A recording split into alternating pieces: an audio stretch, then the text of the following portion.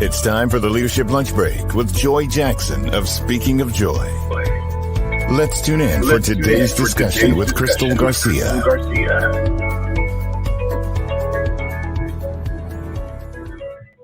Good afternoon. Good afternoon. Welcome to the Leadership Lunch Break. We are in the middle of May. Who knew that this month would be going by so very fast? But I am super excited to welcome you back to the Leadership Lunch Break. As you know, my goal is to bring guests and topics to you that inspire you, uplift you, motivate you. And when I thought about the topic of mindfulness, there was really only one person that came to my mind. You get it? Mindfulness mind is my line sister, Crystal Garcia. I want to welcome you to the Leadership Lunch Break and thank you so much for spending your lunch with us today. Listen, I got a whole lot of line sisters, I'm gonna tell the world, and we are doing amazing things. So don't be surprised when you get sick of seeing these women here. Wait. There you go. These women, there you go. Because I want to share the beauty and the magic that we have with you. So Crystal, welcome. Thank you so very much. Tell people a little bit about you, who you are, what you do, where you're from, all that good stuff. Well, hi, everyone. I am so excied to be here. Thank you so much, Joy, for inviting me to lunch. We haven't had lunch in a long time. No. So I'm so excited about this. As you mentioned, yes, I'm Crystal Garcia, and I am a woman executive on a mission to help other women win with balance, business, and motherhood. And the reason that, and mindfulness comes into all of that, right? And the reason that is my goal is because after being in corporate America as a female executive for a number of years, those things like balance just didn't always add up. And I felt like I was sacrificing winning at motherhood or winning at balance and winning at business. You know, something was always a sacrifice. And so now I really focus on mindfulness and wellness. I take an organic approach to both life and business, and that's what I do, and I try to help others do the same. Yeah, so speaking of mommies, we have decided to wear mommy shirts. Shout out to our line sister, Twana Moore, who is the owner of personally you've seen her before. So Crystal, your shirt says, "I'm not like other moms. I'm a fly mom." Fly mom. Listen, mine says, "Motherhood is the toughest hood there is." Listen, if you're raising children in this world, or if you're helping people raise children, because it doesn't always have to be you as a mother. It takes a village. And if you are part of that village, kudos to you, because we couldn't do it without you. Let's just say that. So let's start talking. Crystal and I both have that same path of, we started off in executive roles and became mommies and wives and things like that. And truly it changes you. Because I'll say, when I first started, I was going to be a corporate woman. I was going to retire from my job. I was doing really well. Everything was great, but I did find myself sacrificing in areas, staying up late, going to bed early, leaving early, hoping the kids will be okay because I got to take them, to different places. And so that was, and honestly, up until literally last year, that was still my life. And but I always felt a tug on my heart that there was more that I was supposed to be doing. And I felt, God nudged me out the door so that I could do it. Tell us your story. How did you get to that space where you had the aha moment that things needed to change for you? Yeah. So everything that you're saying, I totally resonate with, right? And so, my original path was never to even incorporate motherhood, right? I'm wearing this fly mom shirt, and motherhood was never even part of my plan. We all have a plan, and then God has a plan. Yeah.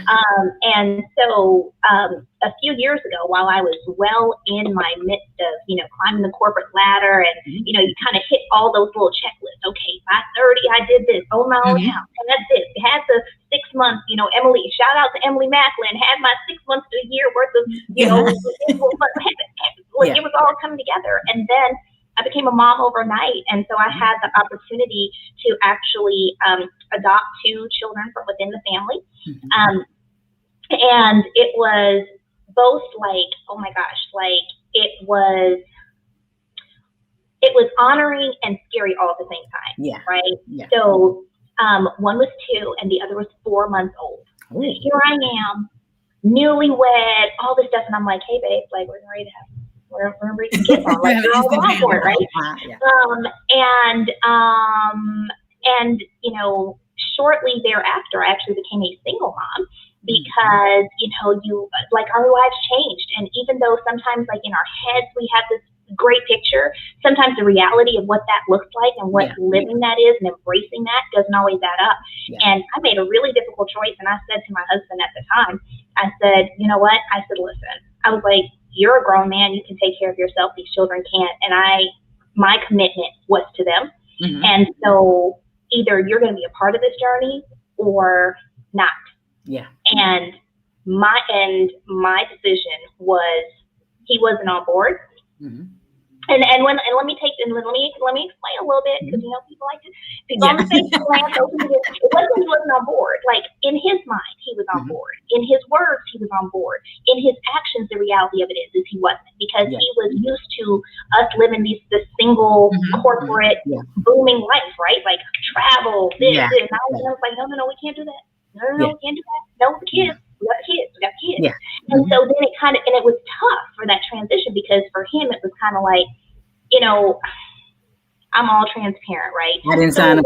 Like literally, I told him, I said, there's only one toddler in this house. I can't have because it was what about me? What about me? And I don't have enough time. Where's my attention? And I made the tough decision that for me, my focus was them. And I've never looked back. And so, like for Mother's Day, my kids, when they made me these cards, people sometimes ask, like, do you feel any different from your biological kids versus your adopted kids? And the answer for me is 100% no. Having biological children just reinforced, it kind of made me like that. Like I was already a mom. It's like, okay, now I got that mom badge. I can tell y'all I done pushed this out. I didn't deliver. I can tell y'all that. But listen, that whole push it out is all overrated too. It's highly overrated. Overrated, right? That's just. I left the hospital more traumatized than I was. Okay. Absolutely. But when when they gave me, their cards, they made these beautiful handmade cards, and I said to them, I said, you guys are the ones that made me a mom. I was first a mom because of you. Yeah. And the Bible says that children are a gift from God. Yeah, absolutely. So God gave me you as a gift long before he even made me a biological mother. Yeah. Absolutely. You know what I'm saying? And so I don't take that lightly. Yeah. I don't take that lightly at all. So that's beautiful. That's really beautiful, because I think as mothers and as women, a lot of times we have a hard time choosing.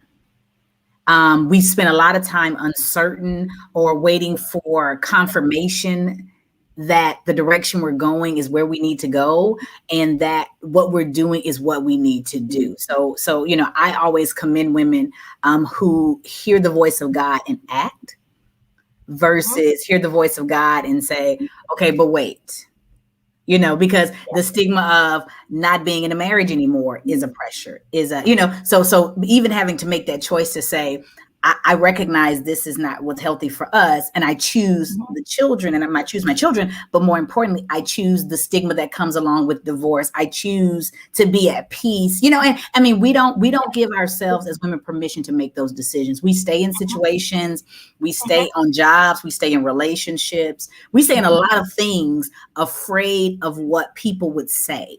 Yes. Or what people will think about us, because even I bet some women here will say, you mean to tell me she chose the children over her husband? Because we've always been taught, as mothers, that your husband comes first. Well, what happens when, yes, your husband comes first, but he's not in the place where he can be who he needs to be, the provider? How do you do that? So kudos to you just for even acknowledging that and embracing that and choosing health, because I think a lot of times we don't promote health.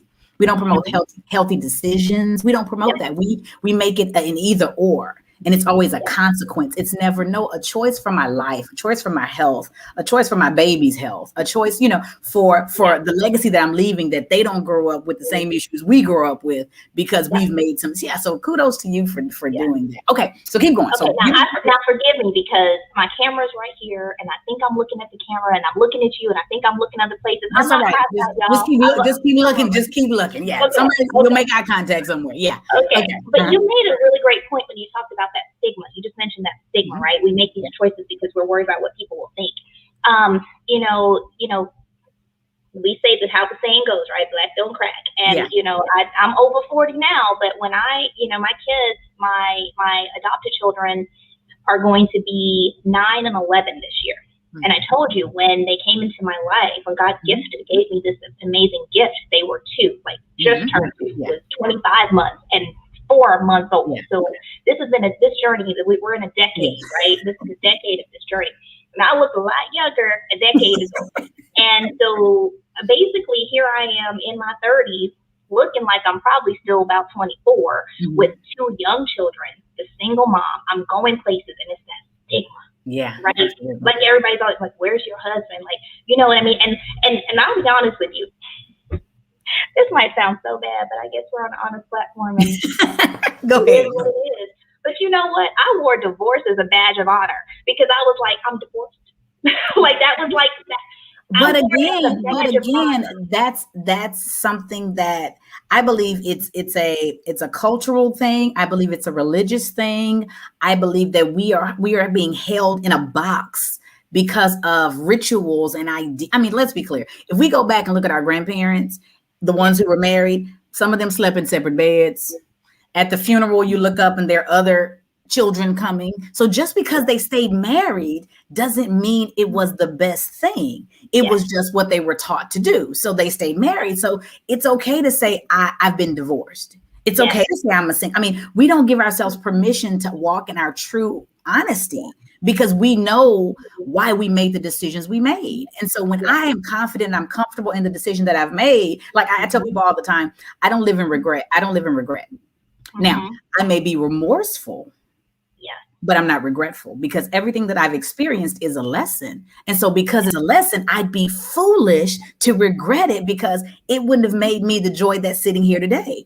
Yes. So my thing is, I'm going to tell the story before you tell it anyway, because listen, my E True Hollywood story, my unsung, my uncensored may be too much for some people. So for me, it's like, I want to share my story because the more transparent I am and the more I share, the more I'm able to free and deliver other people from the bondage that they feel. So I think it's great when you can say, hey, I've made this decision. Hey, I've made this decision, and be comfortable and not be concerned about what the people have to say. So absolutely.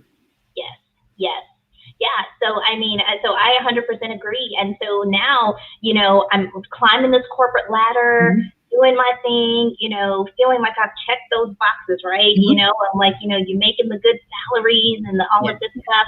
And then now it's like life just changes. And so, but, there's always, there's a beauty in all of it, right? Absolutely. And so what I ended up doing, so post-divorce, I moved to Texas, which is where my mom was. And my mom and I basically became mom and dad, single parenting, or co-parenting, should I say, these littles.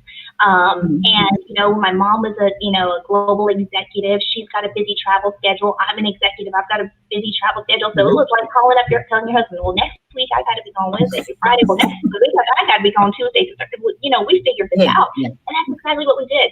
To a point that my mom and I actually ended up getting houses right next to each other.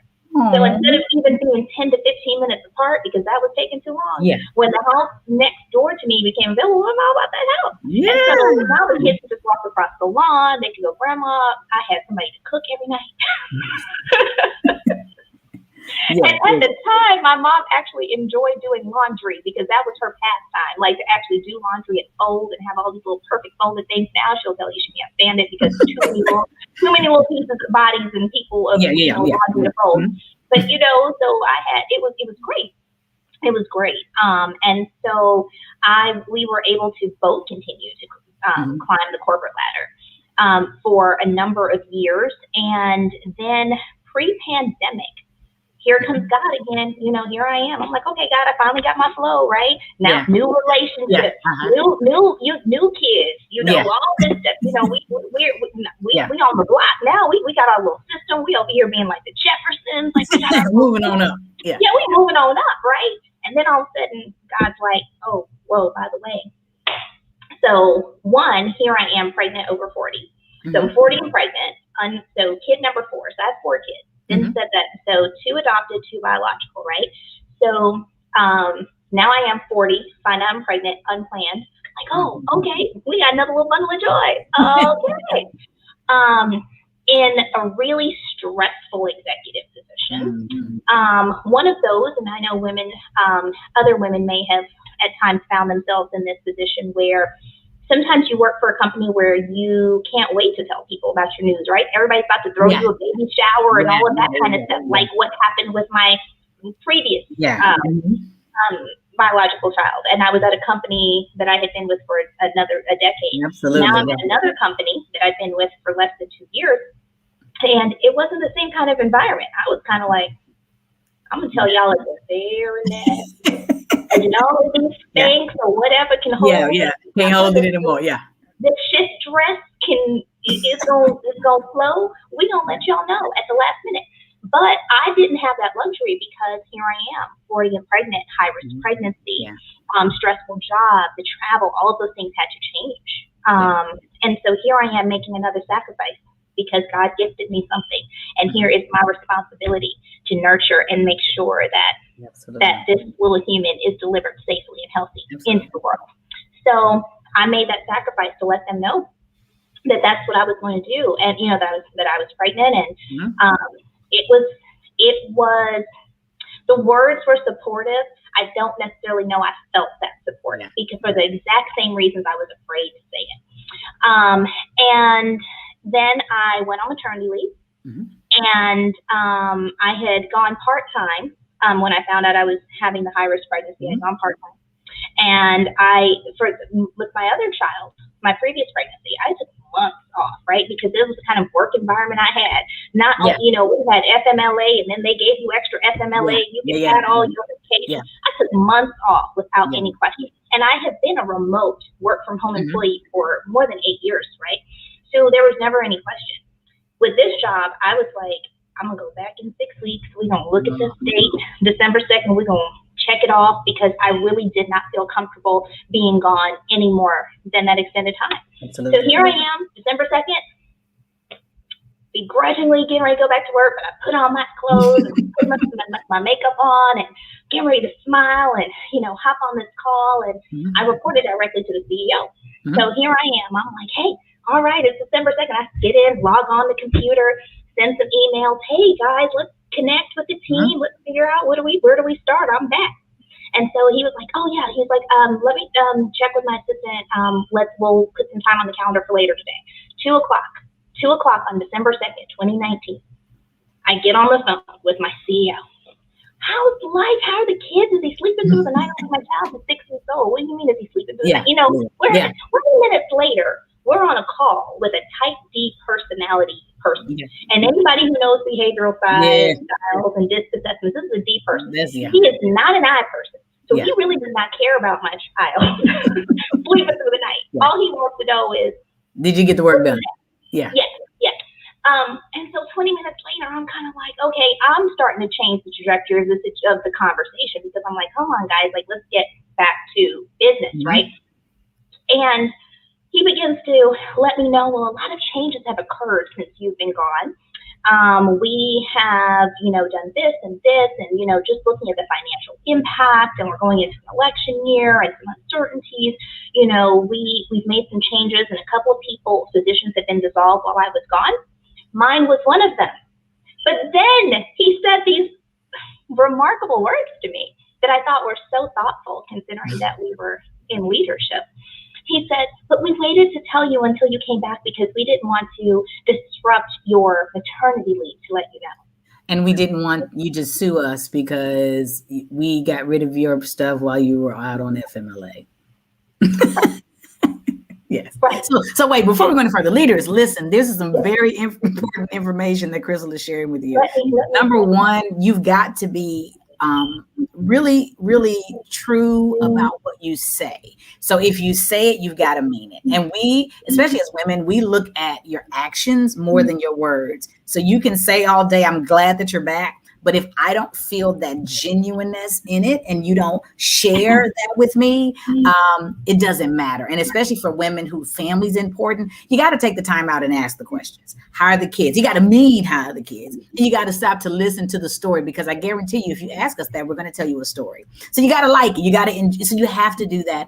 And you've got to be aware of what you say. There are so many things that you can say to people that can be so insensitive and hurtful and get you in some legal trouble too. But more importantly, really, people, I tell people this, we're human beings. I don't care how far up the chain we are in corporate America, we're human beings. And at some point we all have a part of us that aches, that cries, that smiles, that laughs. And you've got to be aware of that you are dealing with a person. So to say to somebody, I waited till you got back to let you go, is like, what? So leaders, be mindful. Mindfulness is being aware that you are dealing with people every single day, and everybody comes to work with different issues, different challenges. You don't know what people went through to get into the door of the office today. And so for you to be a type D personality, even a type C sometimes, for you to be someone who is not sympathetic or empathetic or caring, you're going to lose your staff instantly. And especially in this season where people are really, listen, I got 2 people downstairs right now in 1st grade that I'm going to wrap them up in bubble wrap and send them back to school in the fall, because it's a lot. It's not too much. It's a lot. And you don't recognize what people are really experiencing. So leaders, please be aware that you are dealing with humans every time you open your mouth. Okay. Back to our release schedule program. Go ahead, Crystal. No. So people first. Absolutely. Yeah, people first. Absolutely. So here I am again. Shout out to Emily Macklin, the money coach, right? So here I am, like, well, that's fine. Okay, I was 100% at peace and confident with my response. I was like, I understand, and I know that's a difficult decision, but this is a small business, and thank you for you being who you are and creating opportunities for individuals like myself, right? Because as entrepreneurs, and we know what this is like, and then you have employees. I'm like, I understand that's a difficult decision, and I recognize and respect that, and I appreciate the time that I've been able to be a contributor here. And I was completely honest. I wasn't even being facetious. I was being completely authentic in my response. And I was good with that. And I got off the phone and I was kind of like, I was processing a lot of emotions, because there were a few things that were said that, like you said, were a little insensitive. But overall, it was like, but I was like, whoa, you should have told me this 6 weeks ago, because I would have been way less stressed and focused on this baby. And at least I would have also had the opportunity to figure out for myself what my next was. Yeah. But as we all know, our plans and God's plans don't always align. No. And so, came back, got off that call, picked up the phone, called the hubby, and I was like, hey, guess what? And he was like, oh, so what you want to do? And I was like, I don't know. And he was like, well, you wanted to take a couple more months, so go ahead, take a couple more months, and then, we'll figure it out, because we were prepared for rainy days, for the pandemic, right? And he was like, go ahead, and, and in March, we'll hit it, and I was like, that's cool. I was like, I'm good with that. I was like, I don't got the green light, right? Yeah. Got the green light. I can stay home till March. Whoa. Okay. So guess what happens in March? We're now in March 2020. Let's see. I'm going to assume that there was a whole pandemic. The whole world shut down. In March, getting ready to prepare to go back to work. And I'm, I've got like my headhunters and everybody getting ready, doing stuff. And now it's like, oh, by the way, the whole world is just shut down. The world is losing jobs in drones. People can't feed themselves. Yeah. The whole economy has literally just collapsed. And nobody's hiring you with a salary that minimum has a 2 in front of it. Yes, ma'am. Yes. Mm-hmm. Yeah. 6 figures were out the window. Yeah. You weren't gonna. Yeah, absolutely. But remember, I have 4 children. Yeah. So now you start looking at numbers on paper and you're like, take this job, work this job, net pay after this job. What do you, I have no income. Yeah, absolutely. Right? There is no income at that point. So now you're like, okay, so what do I do? And I started to share this story with you before, Joy, and I never actually told you the story. I told you I had a story, but I didn't tell you the story. So fast forward, I'm driving down the street. I just left my mother's house. My mother, oh, by the way, my mother now still lives 10 minutes away from me.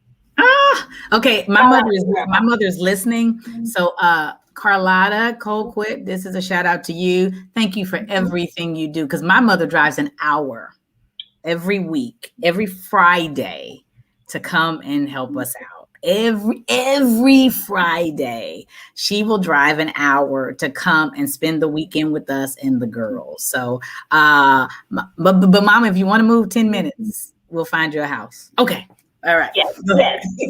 We'll find your house. So I'm leaving my mother's house. I'm driving down the street, and then all of a sudden, I started getting a download. And we all know that we have those moments with God, right? How God speaks to us. We know how God speaks to us, whether it's in chills, you feel it in your belly, you get the downloads, you have the dreams. We all have our ways that God speaks to us. So I'm driving down the street, and I'm just getting a download, like full download. A business, the plan, the steps, the people. And I'm like, what? What is this? And it wasn't just like an idea. It wasn't like, I'm going to start a company and I'm going to put it on Etsy and I'm going to knit these. It was like, no, you're going to do this. And these are the people you need to connect to. And it's about these businesses and people are going to propel. And it was this whole download. And it was so powerful and intense. I had to start calling people. So I'd get to red lights and I'm texting. When the light's green, I'm calling. You know, and I'm making these calls and I'm getting voicemails, and I'm just like, okay, well, you know, I'm literally processing and putting into action what I'm getting, because I'm like, oh my God, like, wait, like God, literally God just put you in my spirit. And so the funny thing is, you know, I'm sending text messages at stoplights, and I'm calling on, you know, on Bluetooth. I'm driving safely. Yes. Because you have 4 people at home. I'm leaving voice messages.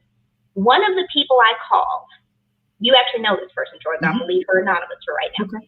So one of the people I called sent me a text message, said, hey, girl, I'm on a conference call. I'm going to call you back in 5 minutes. Now, I love this person to death. She is the godmother of my children. She is one of my blind sisters. Yes. What she tells you, she's going to call you back in 5 minutes. You're going to hear from her in 3 months. Yeah.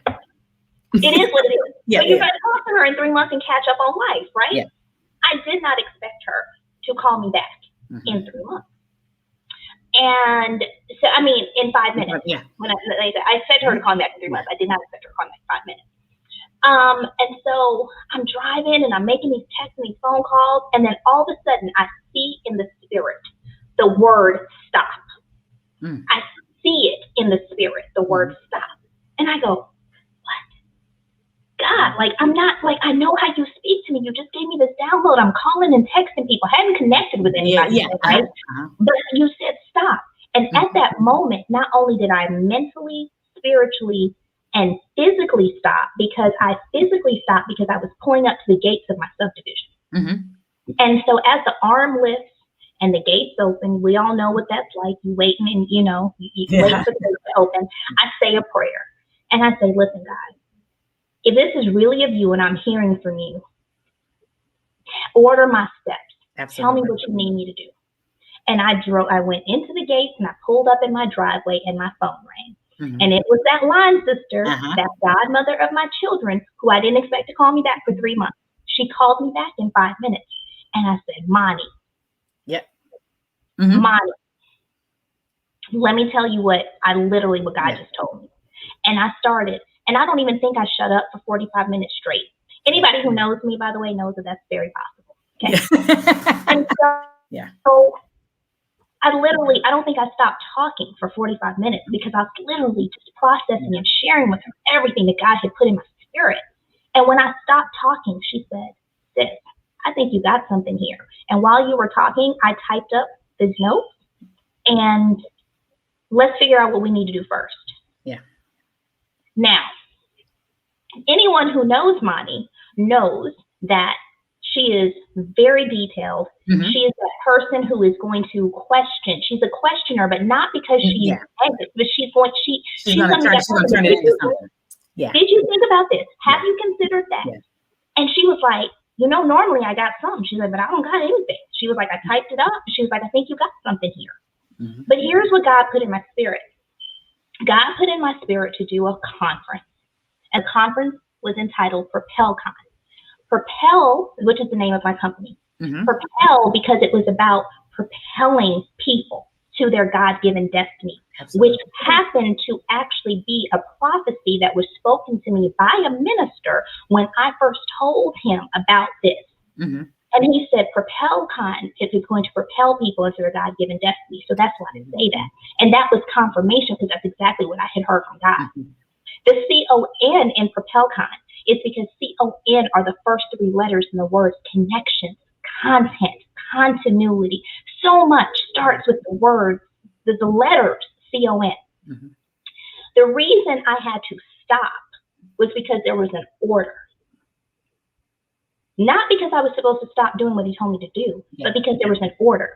So I just told you guys, for those who don't know Mani, her personality. What she does as a profession is she is a global meeting and convention planner. Mm-hmm. And she has planned conferences for hundreds of thousands of people all around the globe. She's the person that you call if you say, I want to do a conference in Tokyo next week, next year. That's who you call. So why would the first person that I connect to about a conference that God put in my spirit not be the person who was on the cover of Meeting Planners International, who happens to be my line sister, great friend and godmother of my children? Because there was an order. Absolutely. Right? So we put together the first PropelCon, and PropelCon quickly evolved into a series of conferences. Mm-hmm. And then once again, God made me stop. Yeah. Because let me tell you what happened. And this is not just about mindfulness, but this is about being mindful to who's in charge. Absolutely. Absolutely. Yeah. So now we start these conferences, and I'm like, God gave me this purpose. I'm at it. And, we are connected to amazing people. Every person who is connected or looking at this, you're connected to amazing people. Okay, you are amazing, right? Yes. And so very quickly, PropelCon became this platform, and people were like, we were like, we can do a conference on this, and we can do a conference on that, we can do a conference on this. And we started it. And God told me to stop because they weren't my conferences. This is not my business. This is his business with a purpose. Absolutely. Does that make sense? Absolutely. And I'm gonna pause right here, Crystal, and I'm gonna say this because I think one of the journeys that I'm taking in entrepreneurship, because I tell people in a minute, I never wanted to be an entrepreneur. Never thought this was my path. Please, okay. But what God showed me in this process is that too many times as entrepreneurs, we focus on ourselves and what we are bringing to the table, because in our corporate minds, that's what it is. I got to connect here. I got to do this. I got to move here and here and here. And what God has shown me is that when you get rid of your connections, then you can be connected to me, and I will show you and open the doors that you didn't even know existed because you're so busy connecting to your network. And in my eyes, this is literally what he said to me. In my eyes, the network you have is way too small. So you're connecting to your LinkedIn people, your Facebook people, your Instagram people, but I've got people who are watching you who you don't even know are watching you, who you're ministering to, because what you're going to do is going to change their life. So when you stop trying to run your business the way you want to run your business, you will find that I was in your business from the beginning, and I know the plans that I have for you, thoughts of good, not of evil, to give you a future and expected end. So the business you have isn't even as big as what you think it's going to be if you just step out of the way. Put your business plan aside, put your connections aside, put your spreadsheets aside, and just trust me and walk with me. And read this book. And trust and walk with me every day. I will open up. I will show you. I will bless you. I will create those opportunities that you never knew existed. But so many times as entrepreneurs, we're so business minded that we're not spiritual minded. So we got a really good business, but we're so disconnected from the spirit that we're wondering why we're struggling or why things aren't just hitting the way they should be. It's because we're not in the right place. We're not doing the right. We're not connected in the right place. Absolutely. Absolutely. No, that's so entrepreneurs, that's our recommendation. If you really want to be successful, you have to truly give your business to God. And be still. Yes. And it's hard. Yeah. And it's hard. Yeah. And the hardest part of this for me was, if I were to start a business, anybody who knows me, I would be like, hey, let me tell y'all about this lemon. Yeah. Let me tell y'all about this lavender. Let me tell y'all about this joy. Yeah. That would be my passion, right? Because that's me. I'm Miss Holistic, organic mom. My child had to have Benadryl yesterday, and I didn't even have Benadryl in my house because I'm like, no, we don't do that. Okay. Sometimes you got to do that. Yeah. You know? And so it was crazy because I was just like, but God, I've never desired to do a conference or anything. What is this? And he showed me that it's not about you. Yeah. It's about me. But what he quickly showed me was the people he was connecting me to and the things he was having me doing were all things I had been prepared for, because in all of my years of walking through corporate America and being an executive and everything, he had prepared me for this, even though it was something I never saw for myself. And so for the longest time, I literally was like, yeah, I got this business, but this is what, I didn't speak about my business with authority. Like people were like, this is my business, this is what I do, because it wasn't something that I was like, truly, I can't even say honestly, truly inspired by, right? Because I was like, God gave me this thing. I'm on this. I done picked up my cross. I'm doing it. I know there's a purpose in this, but it wasn't organic to me. Absolutely. So it wasn't even, so it was just different, right? And then one day I had a conversation with my business coach, Miss Monique Jackson. And if y'all don't know Miss Monique, everybody knows Monique Jackson because everybody watched the T.O. show back in the day. And y'all know Mo. Monique Jackson is Mo. And Mo is the truth, okay? She is the Black female Tony Robbins. And she will break it down and speak the truth. And I will tell you, we had a conversation, and I was so inspired and full with the spirit when we had this conversation. I went outside and put my bare feet on the grass because I had to be grounded to receive what she was pouring into me. And she connected the dots and made it make sense. She made what this book said and what my book said make sense. And I was like, I get it now. And from that moment on, I could walk in authority. Yes, this is my business, this is what I do, because I understood it from a whole different perspective, right? Absolutely. Because God will connect you to the right people. Absolutely. And so anyway, basically, the Propel conferences paused. But what I've done for the last year is walk in faithfulness, because it has not been easy, but I was prepared because I had a year's worth of savings. Now, that year's worth of savings does not stay. Oh, trust me. Trust me. It is. Yeah. We have to feed 4 kids and the amount of laundry that we have to do in this house every day. Absolutely. Okay. Absolutely. But what I can say is God has kept me each and every day.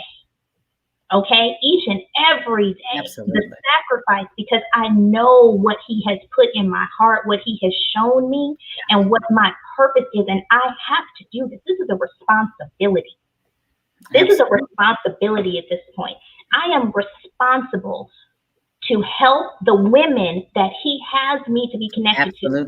And let me pause for a second here. And y'all, I don't mean to be preaching, and I'm not trying to be on a high horse, but let me just tell you, if you are an entrepreneur or in business for yourself and you're thinking about competition and you're thinking about imposter syndrome and God, there's a million coaches, there's a million athletes, there's a million fitness instructors or whatever. There are people that only you can reach. Absolutely. Listen, stop right there, because let me tell you that has been transparency moment. That, and I actually wrote a post about it that will come out. I have been in that space for a minute, and you'll see my post. And I use the analogy of my twins because as much as they're identical, they are 2 different people. And They came through the same path, of course, out of my belly and all of that stuff. They have same parents, but they're so different. And a lot of times, and I'm guilty of it, especially social media, because it'll make you feel like you can't do nothing with all the people who boast about what they're doing. I spend a lot of time, not a lot, but I have spent time looking at myself and my business and looking at other people and looking at other coaches, and not in competition. But if you're not focused solely on what God has called you to do, you will look at other people and say, this is exactly what I said in my post. Should I be doing that? Well, listen, how did they get their following? How do they? So you find yourself not, and as I said, it's not for me competition, but doubting myself or doubting what God has given me because I'm looking at somebody else's journey, and not even their journey, looking at what they have to offer. And God had to remind me, which is the post, you are unique. You are your authentic self. And the people who I have designed for you are waiting on you. And the longer you spend your time looking at other people, you're not in line to bless the people. And nobody wants a knockoff. Nobody wants something fake. So you've got to get to a point, Joy, where you could care if you got 7 followers or 7,000. The 7 that I brought to you are people whose lives need you.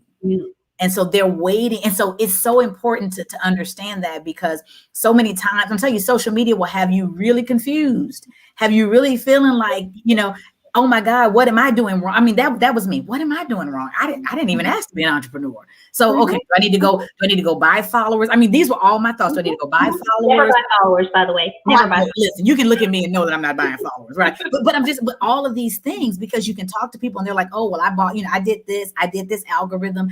And before you know it, you're so distracted and chasing something that's not of God. So that what you just said really spoke to me, because that's exactly that's the conversation I've been having with God. Like, okay, God, help me to remember that this is my path. Help me to remember the women that you've shown me who I'm going to help. So help me to not focus on, like, even if you watch the leadership lunch breaks, anybody who started the first leadership lunch breaks, I was in my own kitchen because we had this great idea. Shout out to Shavonna Schreiber. It was her idea to do the leadership lunch break in my house. So we were in the kitchen. Okay. Go watch them. It's going to probably be a blooper reel at some point, but I was trying to cook and talk. Listen, the people who do that on HGTV have a whole setup, have a whole crew. I'm literally trying to cut a cucumber and keep from cutting off my fingers. Whereas it may work for some, it didn't work for me. So it's taken me a while to find this platform where it's now like, I just want to share with women, share with people these messages where it's like I told you today, girlfriends talking and people are listening and we're inspiring and motivating, because that's what God has given me. So me trying to have all this makeup on and stand in the kitchen and make a salad while I'm scraping the plate and you hear the noise, me trying to be, it's like, no, Joy, that's not who you are. And people will gravitate you for your authenticity, for your transparency, for your convictions. And so many times we forget that. We so forget that we have like you said, a responsibility. A responsibility that is so powerful. It's a responsibility. So I can't stop. Even the days that it gets hard, even the time where I'm looking at the end of the month and I'm like, oh, Lord, we got this mortgage, we got these lives, we got this internet, it's like, oh, Lord, and it's like, but you know what? It's a responsibility. Absolutely. And at this point, it is truly walking in purpose, because I can't even look back at corporate America, because that's not what he has been. Corporate America played its place. Absolutely. It has helped me build and acquire a skill set that enables me to help women win, and exactly what I said. Absolutely. Executive women. And let me just tell you what my ministry is, because everybody has a ministry. So I'm going to follow up on this. Okay. I'm going to follow up on this part of this conversation. The ministry in which he has put in for me, the women that he has connected me to work with, are women executives like myself, who are either torn between, you're trying to still be this winner in corporate America, but you're inspired by wanting to launch this business and you can't be in both places at the same time. Absolutely. Or you're trying to fully transition out. It's those women. It's corporate, and they're moms. They're moms. Okay. They're moms, and they are corporate executive moms that we are trying to figure out how to win in business, balance, and motherhood. That's my ministry. Yeah. And the women that he has connected me to are exactly that. And so back to this kind of imposter thing. Think about it. You can think about it this way. You can see people all day long. Everybody's out here fit and work out, and you can be like, "Oh, I want to get rid of this gut." And you can admire people like, oh, "Yeah, my God." Yeah. Uh-oh.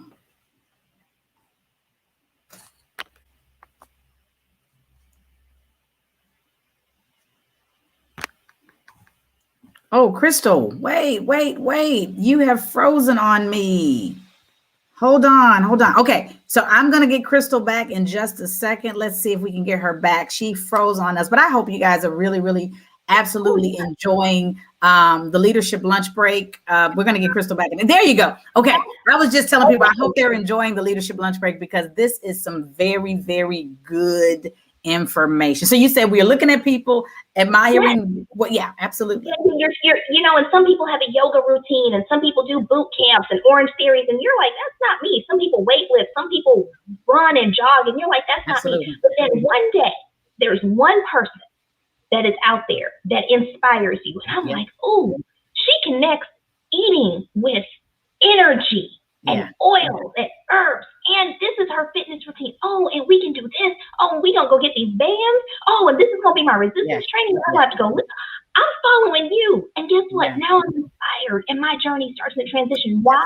Because I was one of the women that she was called to. Absolutely. But if she doesn't serve, if she doesn't serve, operate in her purpose, operate in her gifting, the means will never find her. Absolutely. So that is so powerful. Yeah, no. That is so, Crystal, you don't understand how powerful that is because one of the things that I've noticed, and this is funny and kind of troubling at the same time, is since we've been in the pandemic, a lot of businesses have launched, right? And a lot of coaches have launched.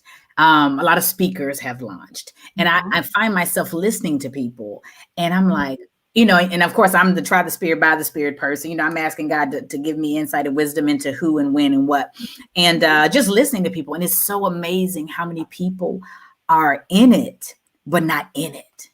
Like not recognizing like my best friend uses the word gravitas, the gravitas of what you're doing. You literally have the power to change a life that will change a life, that will change a life, that will change, so you have the power to change an entire generation. And so to play with that or to not take that seriously is truly a scary thing. And so I'm always very like, God, show me what to say, help me be mindful of what to do, because I don't want to speak one thing, do something else. I don't want somebody to fall because I'm living in one way and I'm, so it's when you recognize the power and I'll say this, you don't even have to be an entrepreneur. If you are responsible for people in any way, you have to be mindful of what you can truly help or hurt. Yes. You can build or tear down. It is your ministry. Where you are is your ministry. Absolutely. I'll give you this example. Oh, sorry. No, go ahead. No. Keep talking. So I was talking to my hairstylist. Okay. My hairstylist is amazing, right? Her hands in my hair. I'm like, yeah, Sharon. Okay. Look, I can't even have my little hair be any shorter than this because my hair is literally this long right now. Like, it's no lie, because I don't know what she does, but I'm like, okay, God, I'm blessed you with some hands, bro. I got all sorts of hair that I can't control, so we're going to keep tied up. But I will tell you, so sometimes even as a hairstylist, like sometimes she thinks to herself, am I doing enough? Am I enough? I'm just a hairstylist. Yeah. And I'm like, no, you're not. Yeah. Understand that this is a ministry because you touch people. Absolutely. And everybody, you touch people. I cut off my sentence, touch people's lives. Yeah. Right. And we all know because hair stylists are therapeutic, right? Yeah, we absolutely. all do it, but it's a ministry. And it was incredible because she's connected to someone. Mm-hmm. And because of someone she's connected to, I was able to help them. Mm-hmm. She made this connection.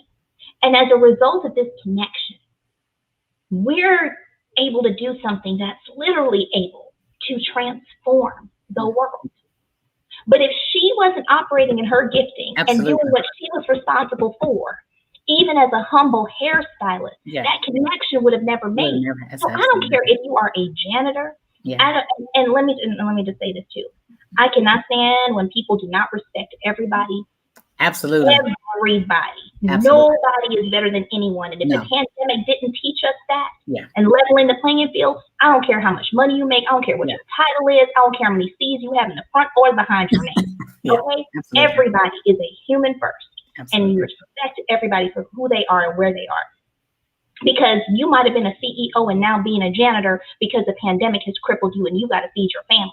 And you weren't always a CEO. And that's one of the things that the struggles I have in corporate America is you weren't now you may be CEO for years, but you weren't always a CEO. You were at one time an employee. You were at one time the mail person. You were at one time a person who, but by the grace of God, has been promoted to CEO. But don't dismiss the people who are not CEOs. Part of the reason they may not be CEOs is because they didn't want to. Yes. Because some people get promotions or get offer promotions and turn them down. Yes. Because they recognize, I don't want that stress. It's going to take away this opportunity. So some of us are corporate minded. We're like, oh yeah, I want every opportunity. But there's some people who are like, you know what? I'm totally fine where I am because by staying where I am, there are things that I'm avoiding and there are things that I'm not allowing in my. So don't assume that because you're the CEO, that you are the best person in the company.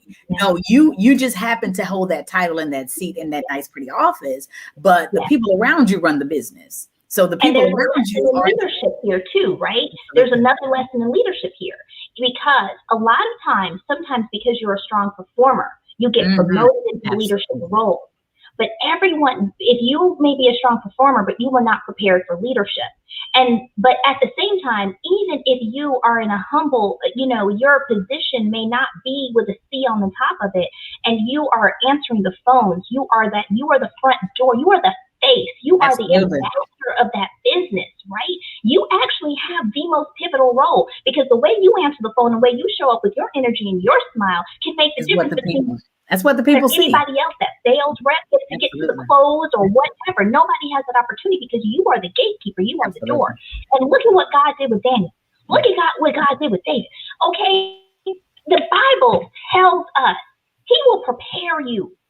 So you have to operate in your gifting where you are and never have like any sort of it's hard, right? But we can't get down on ourselves or be on the dumps and be like, everybody else got a business. Everybody else seems like they're doing it. And I'm just a barber or I'm just working in the beauty shop.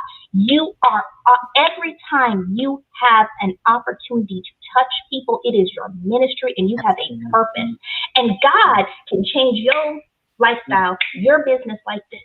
I know millionaire barbers. I know millionaire hairstylists. Absolutely. So don't let it fool you. And then even I tell people, even if God doesn't do it for you, the fact that you're able to bless somebody else, so you could be a teacher who has taught a Barack Obama. So something that it was deposited into you, that you deposited into this little boy or this little girl, they've gone on and found the vaccine for coronavirus, so you never know the people that are in your space, although it may never happen for you. Like I'm okay with where Speaking of Joy is. I know what God is going to do for me, but I want the fact that my children look and recognize that I work for myself. The fact that they're able to see that mommy's at home with them. So even if, speaking of joy, which I know what God says, but even if it stays where it is, the lessons that I'm able to impart in Shelby and Sydney to teach them about what it means to be an entrepreneur and to touch people and to work with people and to invest in people and to talk to people is a lesson that doesn't even matter. So rather than you looking for your blow up, thank God that you have a ministry that's investing in other people and they will blow up. Because when you really can say that, God, I'm okay with where you are. And as long as you let me impart something in somebody and their life is better, that's when God can bless you. But if you're spending your time trying to be all those things and you want the recognition and you want to be the one that gets it, well, then you're never going to see God bless you because you're looking at the blessing in like the scripture, given it shall be given unto you. That's not about money. It's not about money. It's really about you investing in people, and then God will bring people to you who will invest back in you. You know, good measures, present, run over, shall men given to your bosom. So there are going to be things that come your way, whether it's somebody in the line says, I'll pay for her food, and me and my kids pull up at Chick-fil-A and our food is paid. You know, you never know how God will bless you when you stop focusing on, it's just this. You know, the alabaster box. There was so much in that alabaster box, but somebody's like, oh, it's just a little alabaster box. You're a lady leave. You ain't got nothing that anybody wants. But there is so much in that box, and what she did with the box. You know, so we got to remember, you have a box, and when you open it, God can use you. God can bless you, but you've got to be willing to say, this is all I got, this little bitty box. Yes. These 2 fish and these 5 loaves, and now, God, you're going to feed thousands of people. That's the power of who God is. Listen, Crystal, this is, let me say this first. I'm so excited and glad that we're having this conversation, because I think we're in a season where people just need to be encouraged and reminded that you are special, you are anointed, you are gifted, you are prepared. Like, these are words that people need to just hear. Your time is coming. And, you know, don't look at the little things that you're experiencing and forget the big thing. Your season is coming, but you got to be ready. And God's not going to take you to where you need to be until he knows you're ready. Yes. And so many times we're waiting for our moment, waiting to blow up. And it's like, no, God is saying, listen, I got some more work for you to do, because I want you to first give me glory. I want you to get out of my way. And there are things that I want you to do. And so in order for that to happen, I've got to prepare you. Sometimes I got to sit you down. I got to let it go slower. So you may have climbed the corporate ladder fast, but this entrepreneur life's going to go a little slower. Right. Yeah, because I've got some things that I've got to do to clear out some stuff, so that when I put you in the position that I have you in, you don't screw up everybody else's life. Exactly. Because he's preparing you. Absolutely. But what I wanted to just echo what you're saying is what you're also describing is the spirit of motherhood, right? Yeah. Mm-hmm. Because motherhood, we bear these seeds, these children, they start off small. We have a responsibility. We give more of ourselves because we sacrifice ourselves. Absolutely. We don't care what happens to us. As long as my child is fed, as long as my child my child wants to go to dance lessons, I'm gonna do whatever I need to do so my child can go to dance lessons. Oh, you want to be a basketball? Okay, well, we're gonna figure this out, right? Like, even, you know, like we do that. And it's the same thing. Like, if you think about whatever that purpose is, whatever that gift, whatever that child, whatever that seed, whatever that is that God has given you, if you nurture it the same way, with that same spirit of motherhood and that same attitude of gratitude and that same responsibility that and ownership that you have, it will grow. Absolutely. It will grow, right? And so it's really incredible, because it is, I call it, you know, it's the ripple effect. Mm-hmm. Absolutely. Yeah. It's the ripple effect. Absolutely. Absolutely. And so this is actually bringing up something funny. So sometimes people ask me, like, why am I always holding a lemon? Like, a lot of my pictures, even the picture on the speaking bird, like, I'm holding a lemon, right? I'm always holding a lemon. It's like, oh, this lemon lavender mom, where did that come from? And that's a whole nother story for another day. But why am I always holding the lemon? The lemon also, if anybody ever sees my logo, it's actually because Lemon Lavender moms being an acronym for mission-oriented management, right? Because it's all about being mission-focused. And that lemon in the center, and my logo, there's a ring and there's an inner ring, and that lemon is in the center. And for me, that lemon represents the ripple effect. Just like if you were to throw a pebble into a pond and it makes a ripple effect, that lemon is like, for me, that's what that is. And those rings are that ripple effect, right?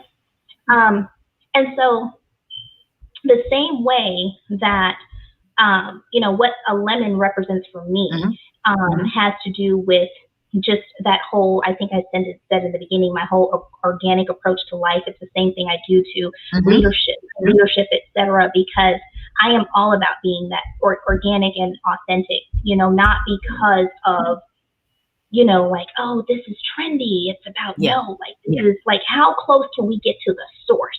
Absolutely. To the source, right? Absolutely. It's bigger than that. And so for me, that lemon is that constant reminder. That lemon is that reminder of, what did God say in Romans 8:28, right? Yeah. All things work together. You turn lemons into lemonade, right? Yeah. Like, okay, like, listen, like, that's for me what that represents so much. But it's that ripple effect. And so we all have a purpose, and do what you can, where you are, with what you have. Absolutely. Because that's your zone of genius, where God has you right now, and He will prepare you the same way He's done to with everybody. He did everybody, right? Yeah, Look absolutely. how many people He delivered in the Bible. Absolutely. Right? Absolutely. And so, but He always prepares you. And so this is my point. I don't want to digress to my point about motherhood. When you find out that you're pregnant, every woman who finds out they're pregnant, whether you were planning for it and you were trying, whether you happen to be like, oh, I'm pregnant, or whether or not you're still trying and you're like, God, I want a child, but there is a moment that every last one of us has, and there is a fear. Yeah. Am I able to do this? Yeah. I am now responsible for a life. I'm about to be somebody's mom. Do you know what I did in college? God, you really want to do this? Amen. Okay. Yes. Like, you know what I mean? And so it's like, every woman has that question. I don't know a single woman, who has not said it, but I don't know a single woman who has not had that feeling. But it's like, as much joy as you have, there is a fear in, can I do this? But guess what? You step up and you do it. From the moment you even go into labor and you start having, you're like, I don't know, I'm gonna have labor pains. Oh Lord, but I want, but you battle it. You plan it the whole time. You're thinking, do I want to do the at-home birth? Do I want to do the natural birth? I don't want to do this epidural, because you're worried about, can I handle the pain? Can I, what's gonna happen? We try to control so much, but when it happens, every woman's story is different, right? Yeah. Your birth story is not like anybody else's birth story. You can empathize with different things for women, but your birth story is your story. And when you walk through it, you realize that you were prepared the whole time. Absolutely. And you might still look back and be like, I might not have needed that darn episode. No, that is oh my gosh, that is an amazing analogy, because especially women who are entrepreneurs or mothers, you know exactly what that's like. So thank you. That is the most amazing analogy I've heard about how you can look at your business, because it is true. We all have a path. Oh my gosh, we all have a path. We all have a purpose. And my dad is a big thing on what is it? Not 70, 30, 50, talk about a 50-50 love. And my dad's thing is, it's never 50-50, it's 100-100. So everybody has a 100% path that you have to, he was like, even in marriage, you don't have 50% and Stephen has 50%. No, Joy has 100% responsibility in her marriage. Stephen has 100%. And so when you realize that you've got 100% responsibility for your life, for those people in your life, for the people who you will touch, you start to move differently. You start to think differently. You start to interact differently. You start to behave differently. You start to speak differently. You start to, there's so many changes and differences that happen when the light bulb comes on and you're like, oh my gosh, it's my time. Oh my gosh, this is exactly what God has called me to do. And most of the time, for many of us, we saw it years ago. And God is like, now it's time for you to actually walk into your season. Crystal, listen, you're coming back, okay? You're coming back to Leadership Lunch Break. I really thank God for you, because you don't know how what you said has ministered to me and confirmed some things for me and realigned some things for me. So I thank you so very much. We didn't even get a chance to talk about your oil. You're coming back. Okay. Listen, after we get off this call, I'm reaching out to you. We're going to schedule it again. So, hey, everybody who has been with us this time, I thank you so very much. Crystal, how can they get in touch with you? Yes, you can reach me at Lemon Lavender Mom or at PropelCon. And my website is www.propelcon. I told y'all that story. We're propelling people into their God-given destinies. Propelcon.com. My website we're actually reconstructing right now. So in the next couple of days, the new iteration is going to be up, and I'm so excited to show y'all. So thank you, Joy, for the opportunity. Absolutely. Trust me, this will not be the last time. I hope that you all were inspired. Please share this with someone else. Tag someone. If someone needs to be reminded and encouraged and uplifted, this is a message that we absolutely encourage people to hear. I invite you to follow Crystal. Continue to follow Speaking of Joy. We want to continue to pour into you so that you can reach the potential that God has for you. So I pray that you have a wonderful afternoon. We will do this again next Thursday. Until then, have a great one. Thank you, Joy. Bye, everyone. Thank you for joining the Leadership Lunch Break. Join us next Thursday at noon Central Standard Time for lunch as we continue our discussions.